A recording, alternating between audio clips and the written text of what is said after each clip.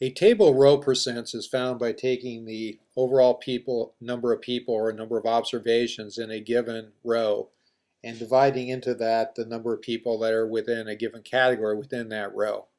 So for example, we have 800 people in the sample that are non-victims of crime. And of those 800 people, we find that 500 of them live in a city. So therefore, we compute the percent that 62.5% of all non-victims live in a city, 25% live in suburbs, and 12.5% live in rural areas. Likewise, among all people that are victims, the 600 people in the sample that are victims, we find that 400 of those 600, or 67% of those people, live in cities, whereas only 8% of those people live in rural areas.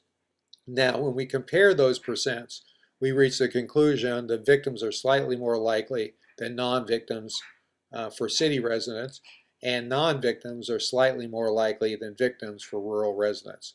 That's how we interpret this particular table of row percents.